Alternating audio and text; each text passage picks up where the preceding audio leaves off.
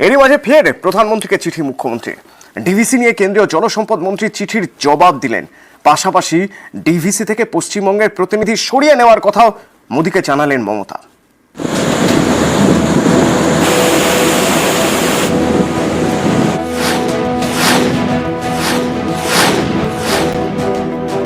শুক্রবারের পর শনিবার ফের প্রধানমন্ত্রী মোদীকে চিঠি মুখ্যমন্ত্রীর। আগের চিঠিতে ছিল ডিভিসি নিয়ে হুঁশিয়ারি, এবার পদক্ষেপ।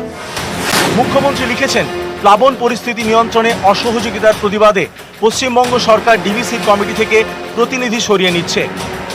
ডিভিসির ছাড়া জলে ভাসছে দক্ষিণবঙ্গের বিস্তীর্ণ এলাকা। এই নিয়ে বৃহস্পতিবার সুর ছড়ান মুখ্যমন্ত্রী মমতা বন্দ্যোপাধ্যায়। আমি তো ডিভিসির সাথে সব সম্পর্ক পশ্চিমবাংলার কাট আপ করবই। বৃষ্টির জন্য এই বন্যা হয়নি, this is not for rain.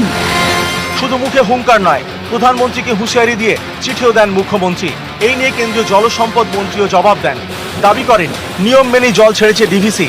শনিবার এই নিয়ে পাল্টা প্রধানমন্ত্রীকে চিঠি দেন মুখ্যমন্ত্রী।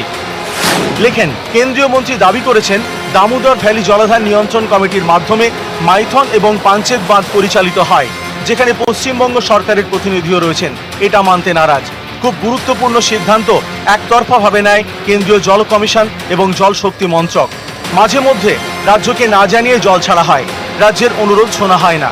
শুধু তাই নয়, এবার মাত্র 3.5 ঘন্টার নোটিশে ডিভিসি জল ছেড়েছে। রাজ্য বিপর্যয় মোকাবেলা দপ্তর পর্যাপ্ত সময় পায়নি। যেদিন ডাক্তারদের নিয়ে আমার বাড়িতে মিটিং ছিল, আমি ডিভিসির যে চেয়ারম্যান তাকে পার্সোনালি ফোন করেছিলাম। আমি বলেছিলাম যে আমাদের এখানে বর্ষায় ফ্লাড হয়ে গেছে, প্লিজ এত জল ছাড়বেন না।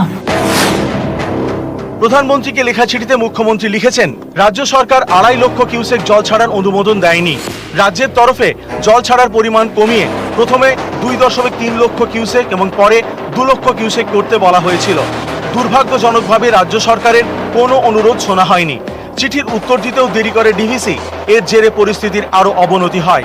2.5 লক্ষ কিউসেক জল ছাড়ার প্রয়োজন ছিল না। তা না হলে দক্ষিণবঙ্গের বন্যা পরিস্থিতি এত ভয়াবহ আকার ধারণ করত না। কেন্দ্রীয় মন্ত্রী বলেছেন, বন্যা নিয়ন্ত্রণের জন্য সব রকম চেষ্টা করা হয়েছিল, তা পুরোপুরি সঠিক নয়।